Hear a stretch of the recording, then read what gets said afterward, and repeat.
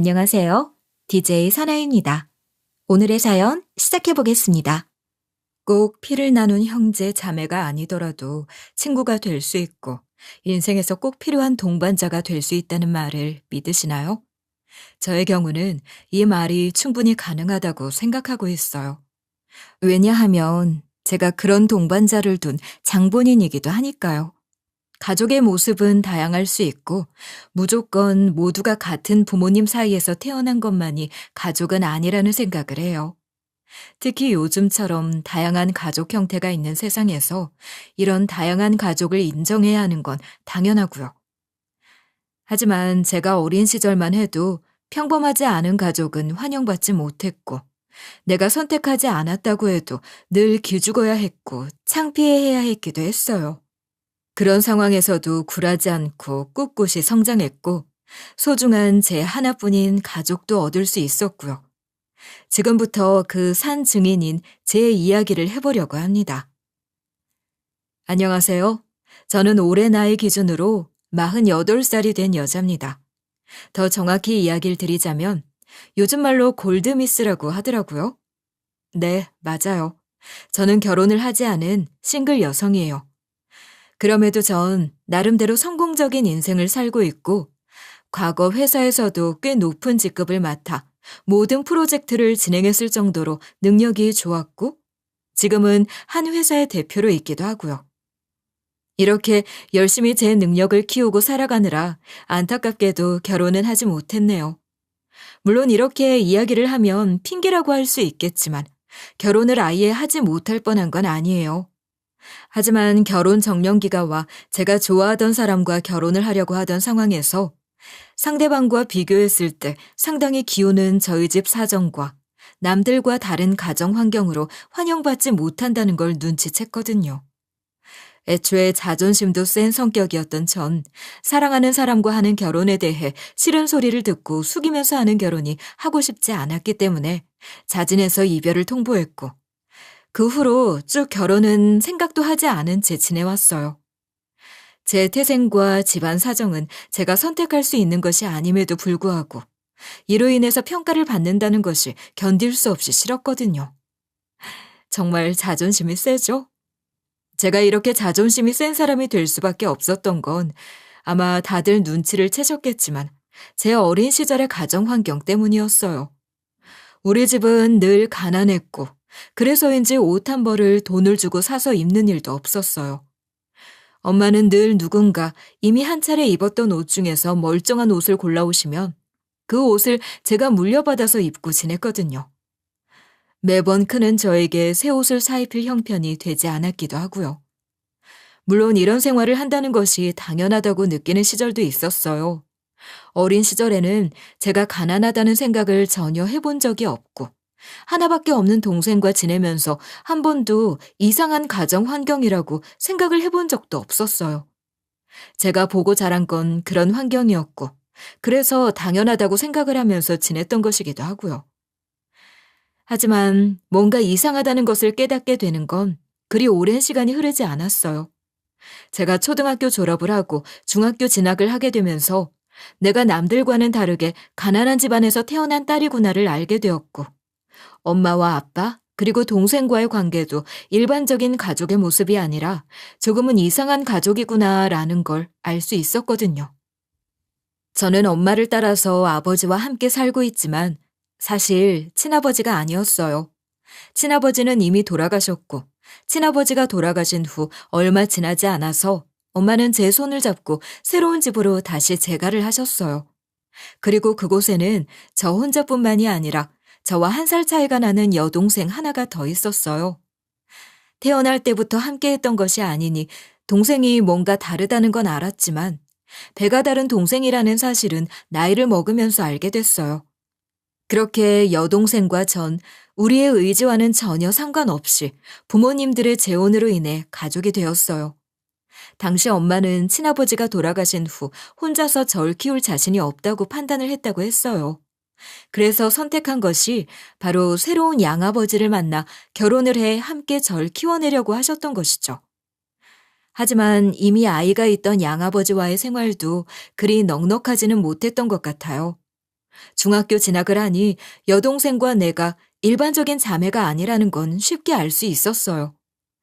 하루는 여동생과 저의 일로 학교가 떠들썩해진 일이 있는데 그 일을 계기로 우리가 다르다는 걸 알면서도 여동생과 내가 한 가족이라는 것을 확실하게 느끼는 계기가 되었기도 해요. 당시 나와 여동생은 성이 달랐는데 이런 점을 이용해서 학교의 장난꾸러기인 한 학생이 여동생을 놀리면서 괴롭히고 있었어요. 너네 부모님은 바람 피워서 결혼해서 네 언니랑 성도 다르지? 그런 거 아니야. 말 함부로 하지 마. 이진이 언니는 김소애래요. 이진이 아빠가 바람을 피워서 성이 다르대요. 그런 거 아니라고. 말 함부로 하지 마. 주워온 자식이래요. 성이 다른 집 딸이래요. 야, 너 뭐야? 그 입 안 닫아? 언니, 제가 자꾸 언니랑 성이 달라서 아빠가 바람 피워 낳은 자식이래잖아. 뭐? 야, 너 이리 와. 네가 뭘 알아? 내 동생 왜 괴롭혀? 맞잖아요. 아니면 왜 성이 달라요? 바람 피워온 자식이래요. 네네네네. 너 죽었어? 이리 와. 말도 안 되는 이야기로 여동생을 놀리고 있던 남학생을 받고 양아버지가 바람을 피워 낳아온 자식이라 성이 다르다는 식으로 놀리는 것을 보고 참지 못해서 남학생을 패버렸어요. 여동생은 그때 그런 제 행동을 보고 함께 남학생을 때리면서 누가 뭐래도 우리는 자매이고 가족이라는 걸 다시 한번 확인했죠.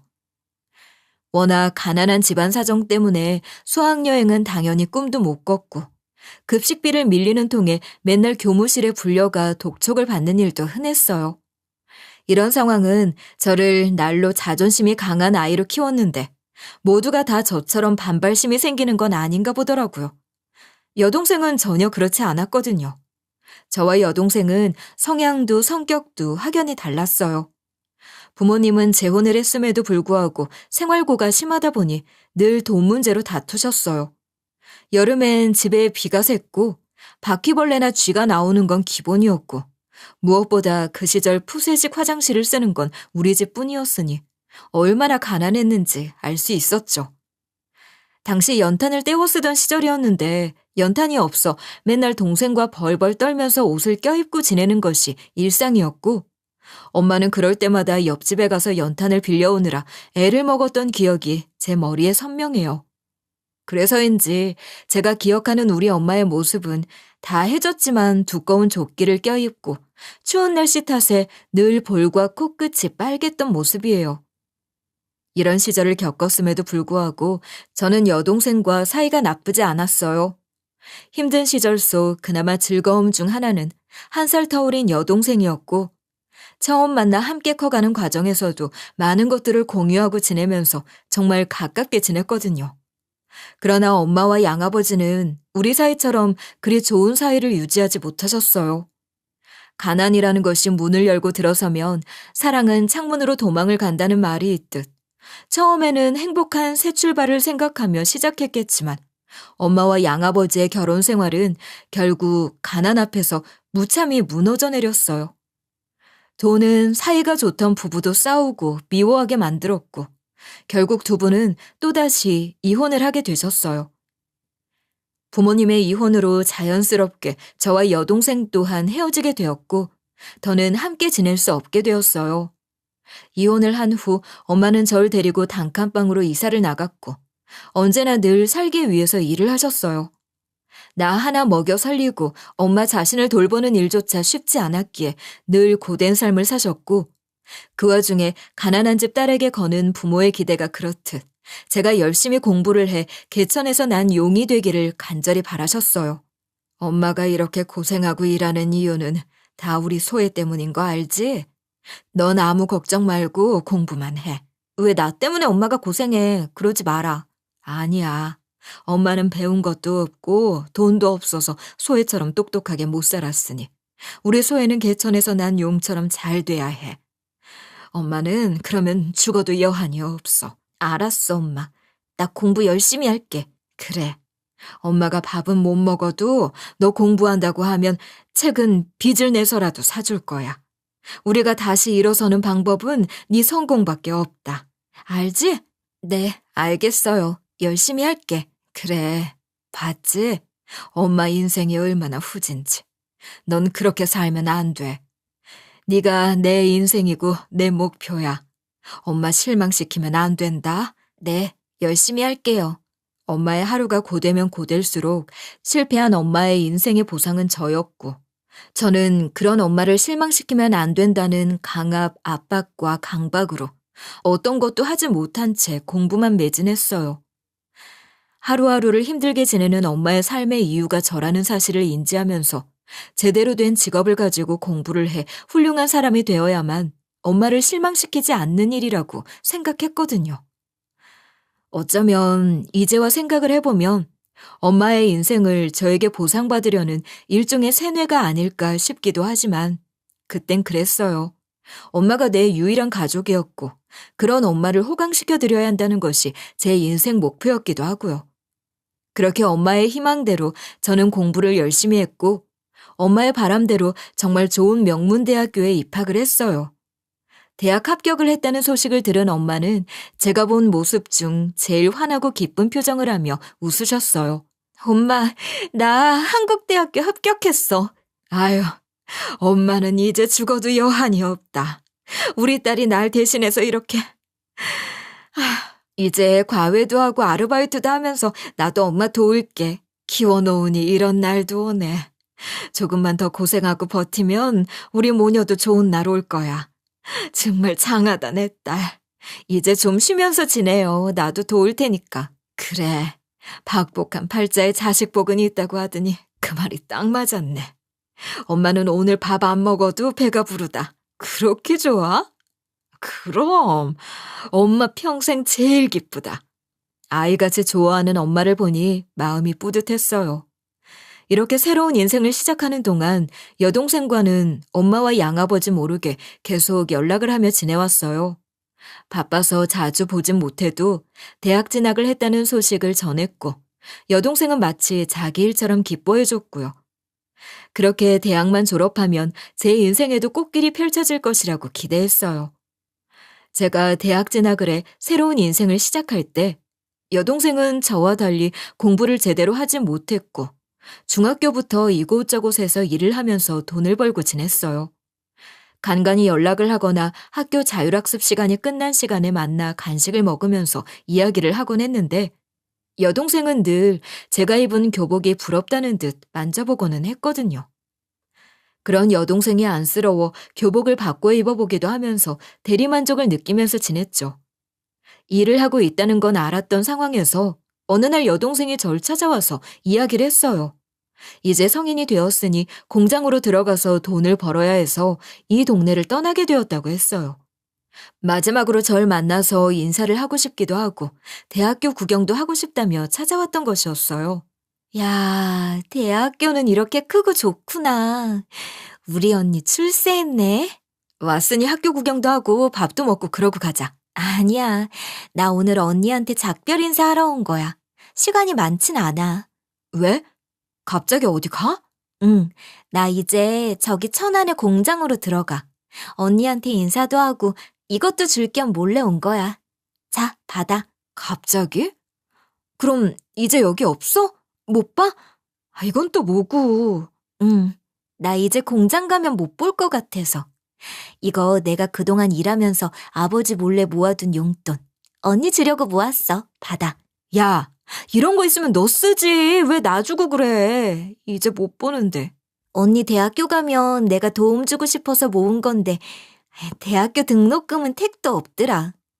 그래도 이거 내가 소중하게 언니 생각하면서 모은 돈이니까 받아줘. 이걸 내가 어떻게 받아. 안 돼, 너 가져가.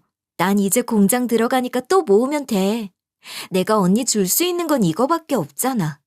언니 똑똑한 사람이니까 꼭 공부 잘해서 멋진 사람 됐으면 좋겠어. 살다가 꼭 만나자. 이렇게 헤어지는 게 어딨어. 에이, 언니 울지 마. 또 보면 되지.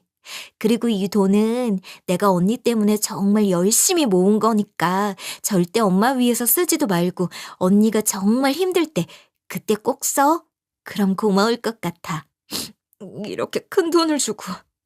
당시 여동생이 저에게 쥐어줬던 돈은 그 당시 돈으로 30만 원 정도였는데 상당히 큰 금액이었기 때문에 너무 놀라기도 했고 여동생이 떠난다는 말에 어안이 벙벙하고 정말 복잡한 심경이었어요. 정신이 든 전 일을 거부하려고 했지만 여동생은 우리 아빠랑 살면서 고생만 하고 나 챙겨주느라 포기하고 그래서 언니한테 꼭 해주고 싶었어. 받아줘. 라고 말을 했어요. 그 말을 들으니 차마 거절할 수가 없겠더라고요. 그렇게 여동생이 준 선물을 가슴 깊이 넣고 헤어진 후 꼭 성공을 해서 여동생을 다시 만나자고 약속을 하며 헤어졌어요. 여동생의 진심을 느꼈기 때문에 이후 분명 언제라도 만나게 되면 내가 힘들고 어려웠던 시절의 도움을 잊지 않고 꼭 갚겠다고 다짐을 했어요. 그렇게 여동생과의 인연은 끊어졌어요. 저는 대학 생활을 했고 입학금부터 시작해 모든 학비를 벌고자 과외를 열심히 해 충당했고 일부는 학자금 대출을 받으면서 치열하게 학교 생활을 했어요. 어떻게 해서든 장학금을 받아야 생활이 가능했기에 꽈탑을 놓치지 않고자 낮에는 일을 하고 밤에는 공부를 하면서 지냈어요. 엄마는 제가 대학 진학을 하게 된 이후부터 여유가 생기셨고 조금은 안정적으로 지낼 수 있게 되었어요. 제가 과외를 하면서 생활비를 보태기도 했고요. 그렇게 일만 해오던 세상 물정 모르던 우리 엄마에게 세상은 너무 무섭고 잔인했어요. 엄마는 지금 형편보다 빠르게 잘 살고 싶으셨던 것 같았고 성공이 하고 싶으셨는지 결국 사고를 크게 치셨어요. 사고가 나게 된 시점은 제가 학기를 마무리할 때쯤이었고 겨울이었어요. 엄마는 매일 무언가를 하느라 바쁘셨고 조금만 있으면 큰돈을 만지게 해줄 테니 편하게 공부할 준비를 하라며 호언장담을 하셨죠. 오늘 주말인데 오늘도 나가? 어딜 가는데 그렇게 화장을 해? 엄마 오늘 약속 있어. 중요한 미팅이라 이쁘게 하고 가야 해. 무슨 미팅을 주말에 해? 엄마 요새 뭐 하고 다니는데? 엄마가 다 알아서 하고 있어. 넌 호강할 준비만 하면 돼. 엄마 혹시 남자 생겼어? 또 누구 만나서 돈 받는 거야? 그런 거면 가만 안 둬 진짜? 야, 엄마가 남자라면 이제 지겨운데 누굴 만나니? 다 우리 위해서 비즈니스 하러 가는 거야. 조금만 기다려봐. 큰돈 만지게 해줄 테니까. 엄마 진짜 이상한 거 하면 안 돼. 알았지? 얘는 엄마가 애니? 걱정 마. 엄마의 불안한 행동이 결국에는 다단계 투자 사기를 당하는 것이라는 것을 알게 된 것은 그리 오랜 시간이 걸리지 않았어요. 저는 회계사 공부를 시간을 쪼개 하고 있었고 엄마에게 돈을 벌리지 않은 채 수업을 듣고 합격하기 위해서 나름대로 일을 해가며 지내고 있었는데 그런 제 모든 희망을 무너뜨린 건 엄마였거든요. 학교를 마치고 집으로 가는 그날 저녁 내가 알던 우리 집 문은 열려있고 온갖 집안 물건들이 뒹굴면서 엉망진창이 되어 있었어요. 놀란 마음으로 얼른 뛰어들어갔고 그곳에서는 엄마가 망연자실하게 허공을 바라보며 앉아 계셨어요. 엄마, 이게 무슨 상황이야? 집은 왜 이렇고 엄마는 왜 이래? 소혜야, 어쩌니? 이걸 어쩌니? 무슨 일인데? 말을 해야 알지. 엄마 괜찮아? 엄마가 한 투자가 집 보증금까지 넣은 투자가 다 사기였대. 뭐라고? 엄마 그동안 그거 하고 다녔던 거야? 이제 망했어. 가진 돈에 빚까지 내서 다 투자했는데 어떡하니? 그럼 집은 누가 이런 건데? 빚쟁이들이 우리 길거리나 앉게 생겼다. 어쩌니? 이 말을 끝으로 엄마는 정신을 잃고 쓰러지셨어요. 저는 그날부터 쓰러진 엄마 병수발과 빚으로 인해 길거리에 나앉게 된 생활을 다시 정리하고 해결을 해야 할 가장이 되었어요. 그날 제가 하고 싶은 공부, 살고 싶었던 인생 모두 다 접을 수밖에 없었어요. 어찌해야 할지 모르는 막막한 상황에서 정말 희망적으로 떠오른 것이 바로 여동생이 준 돈이었어요. 그동안 한 번도 꺼내 쓰지 않고 고이 모아두었거든요. 제가 가장 힘들 때 도움이 되길 바란다는 여동생의 말에 맞게 저는 엄마를 병원에 입원시킨 후 병원비 충당을 그 돈으로 했어요. 그리고 남은 돈으로 고시원에 들어가 생활을 하게 되었고요. 정말 그때 그 돈이 아니었다면 엄마는 병원에 가지 못한 채 어떻게 되셨을지 끔찍해요. 상황을 해결하고 나니 여동생 생각이 떠오르면서 눈물이 흐르더라고요. 덕분에 다시 일어설 수 있게 도와주었고, 저는 다시 한번 마음을 다잡고 일어섰어요. 어린 시절부터 가난은 저와 가까웠기 때문에 이런 고난에 쉽게 흔들리고 무너질 저는 아니었어요. 또 엄마 때문이라고 원망을 하는 것조차 의미가 없다고 생각을 했거든요. 그렇게 오직 살아내야 한다는 목표 하나로 졸업을 했고, 그와 동시에 돈을 많이 그리고 빨리 벌 수 있는 곳으로 취업을 하게 되었어요. 지금 저에게 가장 중요한 건 돈을 버는 것이었고, 돈을 벌기 위해서는 투잡, 쓰리잡도 마다하지 않고 일을 했고, 그렇게 입사를 하게 된 곳이 바로 첫 번째 회사였어요. 제가 원하는 꿈과 전혀 관련이 없는 일이었지만 나름 인정도 받고 돈도 벌 수 있는 컨설팅 업으로 이직을 했고 오직 살기 위해서만 치열하게 살았어요. 그 과정에서 여동생에 대한 추억을 떠올리는 것도 사치였고 누군가와 친하게 지내는 일도 없이 일만 하는 사람으로 소문이 나게 되었어요. 컨설팅 업계에서 인턴부터 시작해 이사 자리까지 올라오면서 정말 많은 성과를 낸 것도 사실이고 인정도 받았어요. 사실 연봉 협상을 해서 높은 연봉을 받게 된다면 근무를 계속 연장할 생각도 있었지만 제가 생각했던 만큼의 연봉 제시를 받지 못했기 때문에 고민을 하던 중 저는 회사를 그만두고 제 이름을 건 회사를 차려 직접 운영을 하기로 결정했어요.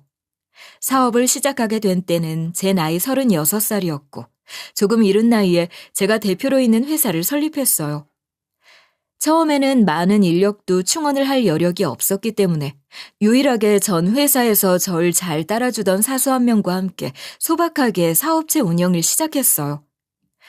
업계에서 워낙 싸가지가 없다고 알려진 저였지만 그와 달리 실력은 누가 봐도 인정할 만한 탓이었는지 스타트업을 시작한 것이 업계에 소문이 나면서 저는 빠른 시간 내에 회사 인지도를 높였고 그 덕에 감사하게도 설립 2년 만에 빠른 성장을 하게 되었어요. 사수와 단 둘뿐이었던 회사에서 어느 정도 성장을 하니 드디어 제 회사에서도 신입사원을 채용할 계획을 세우게 되었고 입사 면접을 통해서 꽤 많은 인력을 채용하게 됐어요. 제가 처음으로 대표가 되어 사람을 고용하고 회사 운영을 한다는 건 생각하는 것보다 쉬운 일이 아니긴 했지만 새로운 성취감과 책임감이 생기면서 더 잘 키워나가 보고 싶다는 욕심도 생겼어요. 당시 많은 신입사원이 입사를 했지만 유독 제 눈에 띄는 새로운 신입 하나가 있었어요. 사람이기 때문에 모든 사원을 똑같이 대해야 했지만 유독 눈에 띄는 건 어쩔 도리가 없더라고요. 그 신입은 늘 조용했고 어딘가 위축이 된 모습으로 늘 자기 의견도 제대로 펴지 못한 채 지내는 것처럼 보였어요. 그 모습이 마치 예전에 헤어진 여동생 같았거든요. 아마 그 신입에게 유독 눈길이 가는 이유도 여동생과 겹쳐 보이면서 자꾸만 마음이 쓰였던 것도 사실이고요. 그래서인지 유독 안쓰러운 마음이 들었고 대표인 제가 자연스럽게 챙겨주고 밥 한 끼라도 더 챙겨주려고 하는 노력을 은근히 보였어요. 점심시간인데 왜 식사하러 안 나갔어요? 일이 좀 남아서요. 배가 안 고프기도 하고. 밥을 먹어야 머리도 돌아가고 일도 하죠. 식사 안 했으면 같이 나가죠. 저랑요? 아니요, 괜찮습니다. 정말요. 밥도 안 먹이면서 일 시키는 나쁜 사람 만들지 마세요. 밥은 먹고 해야죠. 빨리 나오세요. 매번 이렇게 챙겨주셔서 너무 감사합니다. 근데 왜 맨날 사람들하고 같이 안 먹고 이렇게 혼자 있어요? 점심값이 비싸기도 하고 전 어울릴 여유가 없기도 해서요. 그럼 앞으로 점심은 저랑 먹죠. 저도 굳이 챙기지 않으면 잘 안 먹어서. 네? 아니요, 괜찮습니다. 제가 대표라서 불편해서 그런가요? 아니요, 절대 아닙니다. 그럼 같이 먹어요. 이것도 인사 고과에 넣을 테니 거절하지 마세요. 네. 처음에는 그런 제 호의가 부담스러운지 불편한 내색을 하며 거절을 연신했지만 시간이 지나니 어느 순간부터 저와의 식사 시간을 기다리는 듯 보였기도 하고 은근히 친밀감까지 보이면서 곧잘 따르더라고요. 저도 그런 신입사원이 밉지 않았고요. 신입사원과 제 사이에 나이 차이가 좀 있기는 했지만 막내 동생같이 잘 따르는 모습을 보니 귀엽기도 하고 일도 열심히 하는 모습이 보기 좋았어요. 그래서 곁을 안 주기로 소문난 제가 유독 그 신입사원에게만 사적으로 만나고 연락도 주고받으면서 지내게 되었어요. 이렇게 가깝게 지내던 어느 날, 언제나 그렇듯 신입이 함께 식사를 하던 중 할 이야기가 있는지 머뭇거리며 이야기를 하기 시작하더라고요. 저 대표님, 어머니가 감사 인사 드리고 싶다고 해서요. 응? 어머니? 네가 어머니가 있니? 말씀드리면 복잡한데 어머니가 있긴 해요. 그리고 대표님한테 인사드리고 싶다고 했어요. 신입사원의 뜬금없는 이야기에 저는 어안이 벙벙했어요. 분명히 신입사원과 가까워진 후 자신이 고아라고 이야기를 한 사실이 있었고, 실제로 회사 입사 이력서에도 그렇게 작성을 했었던 아이가 어머니라니? 어리둥절한 마음에 일단은 사정이 있겠지 하는 마음으로 알겠다고 이야기를 하고 약속 장소로 나갔고, 그곳에서 마주한 신입사원의 어머니를 본 순간 저는 한눈에 그 사람이 누군지 알아봤어요. 그리고 우리는 서로를 부둥켜 안고 멈출 수 없는 눈물을 쏟아내고 말았죠. 그날 신입사원의 어머니라고 자신을 소개하며 앉아서 절 기다리고 있던 사람은 다름 아닌 오랜 시절 부모님의 이혼으로, 그리고 공장으로 취업을 해 억지로 헤어져야만 했던 그 여동생 진이었어요. 고등학교 졸업 후 20살의 앳된 모습으로 만난 것이 다였기에 그날 본 여동생의 모습은 제가 늙은 만큼 꽤 많이 늙어 있었고 변한 모습이었지만, 분명하게 그때의 그 얼굴을 그대로 닮아 있었기 때문에 여동생을 보자마자 첫눈에 누구인지 딱 알아볼 수 있었어요. 저와 눈이 마주친 여동생은 이미 신입사원의 대표가 나라는 것을 알고 있었는지 보자마자 눈시울이 붉어진 채로 절 바라보면서 일어나 언니라고 부르며 반가워하더라고요. 반가운 마음에 말이 입 밖으로 나오지도 않는 상황이 바로 이런 것이구나 싶더라고요. 어떤 말도 필요 없이 한동안 서로가 서로를 부둥켜 안고 울었어요. 그렇게 몇 분 정도가 지난 후 조금 진정이 된 마음으로 지금 일어난 이 상황에 대해 자초지종에 대해 듣게 되었는데, 놀라웠기도 하지만 역시 내가 알던 여동생답게 성장했고 살고 있구나 라는 생각을 했어요.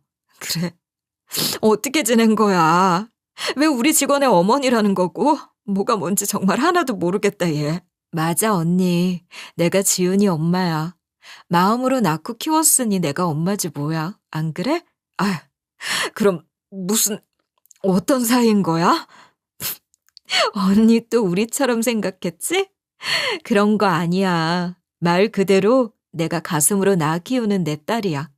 보육시설에서 자란 아인데 내가 거기 시설 엄마로 애들 보호하고 있거든. 아, 그래? 그래서 고아라고 했는데 어머니가 보고 싶다는 이야기를 했구나. 이제야 이해가 된다. 언니, 나 자식 많아. 지은이 말고도 아직 예쁘고 내 손길이 필요한 아이들이 얼마나 많은데. 부럽지? 넌 어린 시절부터 양보하고 누구든 도우려고 애를 쓰면서 살더니 결국엔 그렇게 선한 영향력을 미치면서 살고 있구나? 너답다 정말. 무슨, 얘네가 날 살게 해준 거지. 내가 해준 건 별로 없어. 이렇게 잘 커주고 사회 일원도 되어주고. 너무 좋아. 아니에요. 엄마 덕분에 저희가 살 수 있었죠. 저는 이미 보육시설 나와서 자립했는데 엄마가 그 외에도 지원도 해주고 도와주고 해서 대학도 나올 수 있었고 취업도 할 수 있었어요. 정말 감사한 분이에요, 저에겐. 진이야, 너 정말 여기저기 고마운 은인만 되면서 사는구나. 정말 반성하게 된다, 내가. 지은이가 과하게 말하는 거야. 난 그냥 애들이랑 지내는 게 좋은 거지 뭐. 삐뚤어질 수도 있었는데 절 잡아주셔서 그 감사함 아직도 못 잊어요. 그래서 제 영원한 어머니이고 지금도 엄마처럼 연락하며 지내고 있어요. 신입사원은 왜 제 여동생이 자신에게 어머니인지를 이야기하면서 어머니로 인해서 이렇게 올곧은 성인으로 자랄 수 있었다는 이야기를 했어요. 그리고 지금도 왕래를 하면서 지내는데 어느 날 여동생이 신입사원의 자취방에 들러 반찬을 두고 가는 길에 같이 식사를 했고, 그 자리에서 제 이야기를 하면서 제가 누구인지 알게 되었다고 하더라고요. 엄마가 반찬을 주러 오신 날이 있었는데 같이 저녁 식사를 하면서 대표님 좋으신 분이라고 이야기했거든요. 그래, 처음엔 세상에 그런 대표님이 다 있냐면서 너무 좋으신 분이라고 칭찬을 했는데 얘가 언니가 너무 좋았는지 사진까지 보여준다고 하더라고. 사진 보니까 딱 알겠던데? 언니 안 변했더라. 그래서 내가 대표인 걸 알고 있었구나? 나 이제 좀 멋진 커리어 우먼 같지 않니? 그러니까 언니 얼굴 보는데 내 마음이 다 좋더라고요. 우리 못 본지 너무 오래됐잖아. 그래서 실례가 되는 걸 알면서도 어머니 소개로 인사드리고 싶다고 해달라고 했어. 그래, 잘했어. 덕분에 우리가 이렇게 또 만났잖니. 이 세상을 살아가면서 말로는 설명하기 어려운 일들이 많이 일어난다는 것을 듣기는 했어도 그런 일이 저에게 일어날 것이라는 생각은 해본 적 없는데 참 신기했어요. 만나야 할 인연은 반드시 만나게 된다고 하더니 여동생과 제가 그런 건가 싶기도 했고요. 살면서 연락이 끊어져 버린 여동생을 만나게 된다는 건 꿈에도 생각하지 못했고 그 방법이 신입사원으로 인한 경우라니 더 신기하고 어안이 벙벙하더라고요.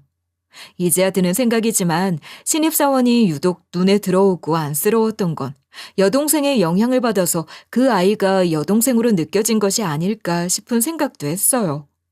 오랜 세월 동안 서로 만나지 못하고 살아온 여동생과 전 한참 이야기를 하면서 서로가 연락을 하지 못했던 시간 동안 어떻게 살아왔는지 이야기를 나누었어요. 어머니는 어떻게 지내셔? 양아버지는 돌아가셨어. 그랬구나. 엄마도 대학 졸업할 때쯤 다단계 사기 당하시고 쓰러져서 요양원 지내시다가 2년 전에 돌아가셨어. 그래, 내가 알았어야 했는데 연락이 안 닿으니 몰랐네. 언니도 힘들게 살았겠다. 그치 뭐. 엄마가 사기당하는 바람에 공부하고 싶은 건 못하고 지금 이렇게 대표됐잖니. 참, 그때 네가 준 그 30만 원 덕에 엄마 병원에 보내고 고시원 생활할 수 있었어. 너무 고마웠다. 그걸 그때까지 안 쓰고 있었다고? 하여튼 언니도 대단해. 네가 힘들게 모아서 준 돈인 걸 뻔히 다 아는데 내가 어떻게 쓰니? 그나저나 너 남편은? 애들은? 나 공장에 취업하고 거기서 만난 남자랑 결혼했었는데 그것도 내 마음대로 안 되더라고. 그렇게 나한테 손을 대더라. 그래서 결국 이혼했어. 그리고 시설에 들어와서 아이들 돕고 지내는 거야. 언니는? 그랬구나. 너도 잘 지내길 바랬는데 순탄하게만 지낸 건 아니구나. 난 그냥 결혼 안 했어. 여유도 없었고 돈 버느라 바쁘기도 했고. 너 대표가 거저대는 줄 아니? 일하느라 못한 거야. 그래, 언니는 대단해서 혼자 살아도 멋질 줄 알았어. 언니, 그때 기억나? 내가 헤어지면서 꼭 다시 만나자고 했잖아. 근데 이렇게 다시 만나니까 너무 좋다. 그동안 노력하고 살아온 게 언니 이렇게 다시 보려고 그랬나 봐. 그러게. 우리 가족으로 만나서 결국 이제는 너랑 나 단 둘만 남아서 이렇게 만나네. 나도 혼자 지내는 거 외롭고 힘들었는데 너 만나서 얼마나 기쁜지. 여동생과 전 양아버지와 엄마 모두 다 돌아가신 후 세상에 기댈 사람 하나 없이 나 하나만 있다고 생각을 하며 지냈고 그래서 각자 다른 방식으로 악착같이 살아왔어요. 그런 각자의 인생에 또 다른 가족으로 기댈 수 있는 서로를 만날 수 있게 된 것은 정말 감사한 일이었고 무엇보다 내가 가장 힘들 때 도움을 준 여동생을 다시 만날 수 있게 된 건 저에게는 너무 큰 행운이었어요. 이제는 제가 받은 도움을 여유가 있는 제가 여동생에게 제대로 갚을 수 있는 기회가 생긴 것이니까요. 만났을 당시 여동생은 시설에서 작은 단칸방에서 살고 있다고 하더라고요. 아이들이 많이 어려서 시시때때로 신경을 써줘야 하기 때문에 케어를 위해 생활을 하고 있다고 하고요. 이 사실을 알게 된 이상 여동생을 그대로 두고만 볼 수는 없었어요. 그래서 어떻게 해서든 제가 줄 수 있는 도움을 주고 싶다는 생각으로 여동생에게 어떻게 하면 도움을 줄 수 있을지 고민을 하기 시작했어요. 그날 이후 저는 변함없이 회사 대표로 지내면서 여동생과 함께 교류를 하며 연락을 하고 지내고 있어요. 제 생각 같아선 함께 살고 싶은 마음이지만 여동생은 그 제안을 한사코 거절하더라고요. 심지어는 아주 작은 것이라도 제 도움은 받지 않으려고 하는 통에 그냥 각자의 삶을 그대로 유지한 채 살고 있어요. 여동생은 여전히 검소하게 아이들의 엄마로 열심히 베풀면서 지내고 있고요. 저 역시 대표로 지내는 건 변함이 없지만 한 가지 변한 사실이 있다면 회사가 큰 프로젝트를 맡게 되면서 좀 더 성장했다는 점과 많은 사람들과 교류하며 지내면서 이런저런 도움을 많이 받고 지내게 되었다는 점이에요. 무엇보다 저희 회사에는 새로운 시스템들이 많이 생겼다는 것도 큰 특징 중 하나라고 할 수 있어요. 여동생을 만날 수 있도록 도와준 신입사원에게 보답을 하고자 했을 때 신입사원이 저에게 제안을 해줬던 내용을 곧바로 적용을 해 좀 더 체계적으로 다듬은 후 회사 채용 방식으로 완벽하게 만들었어요. 그래서 회사 차원에서 환경으로 인해서 취업을 하지 못하고 대학 졸업이 어려운 모든 성인들이 취업을 할 수 있는 기회를 열어주기로 했어요. 그래서 좀 더 나은 사회의 일원이 될 수 있도록 채용 제도를 개편했고 작년부터는 직접 적용을 해 채용을 할 때 신입사원 전형에 일명 잠재자 전형을 추가했어요. 정말로 많은 사람들이 지원을 할까 싶은 생각에 도전적으로 시작을 한 일이지만 생각했던 것보다 인기가 높았고 매년 높은 경쟁률로 지원을 해주고 있어요. 이렇게 1년 정도 채용을 해보니 무조건 대학 졸업과 높은 학력만이 일을 하는 능력이 아니라는 걸 몸소 깨닫게 되었어요. 단순한 호기심과 고마움의 표현으로 시작을 한 일인데 오히려 제가 더 많은 혜택을 받고 깨닫게 되는 것 같아서 신기하더라고요. 또 여동생의 뜻에 따라서 시작을 한 후원은 결국 중독이 된 것인지 이제 제 버킷리스트가 되었어요.